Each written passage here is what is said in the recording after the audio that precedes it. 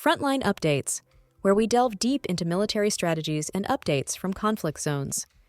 Today, we're discussing the progress of the ongoing special military operation as of July 1st, 2024. I'm your host, Sharifa Muhammad MGT.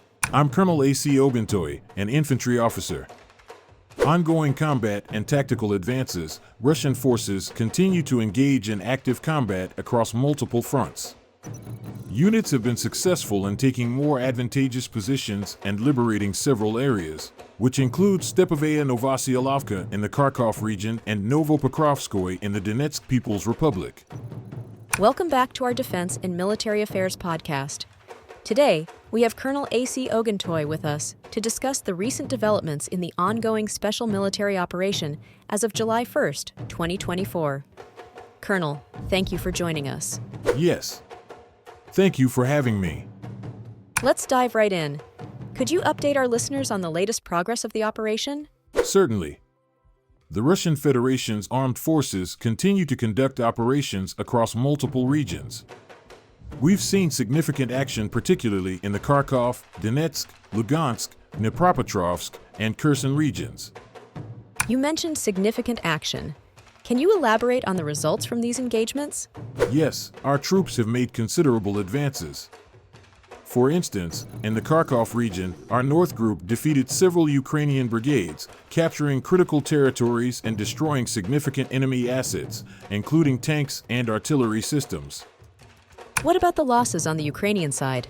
In terms of personnel, the losses were substantial. In the northern sector alone, the Ukrainian forces lost up to 285 military personnel and numerous equipment pieces, including a US-made Paladin howitzer and two M777 howitzers. Moving to the southern fronts, what can you tell us about the operations there? In the south, our forces liberated the settlement of Spornoye and improved our tactical positions along the front lines. Ukrainian forces suffered up to 450 troop losses, and we also destroyed an artillery ammunition warehouse and two electronic warfare stations. And how effective has your counter-battery fire been? Very effective.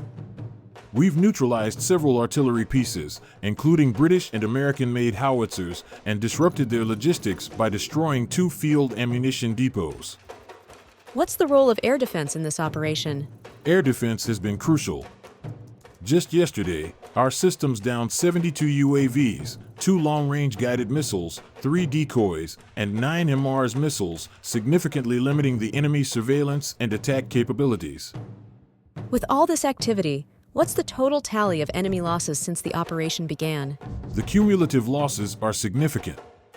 We're looking at over 600 aircraft, around 16,463 tanks and armored vehicles, and more than 26,000 drones among other equipment. This attrition has dramatically affected the enemy's operational capabilities. Thank you, Colonel Oguntoye, for these insights.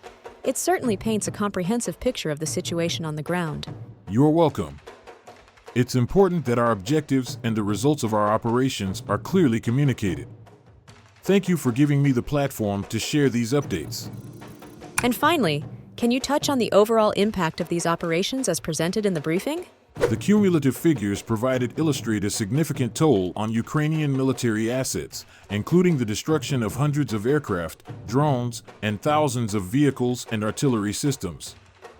These figures are meant to underscore the scale and intensity of the Russian military efforts. It's a complex and ongoing situation.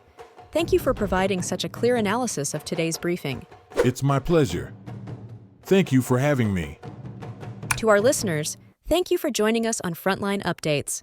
Stay tuned for more insights and detailed reports from around the world. Stay informed and stay safe. It is late, and thank you for your time.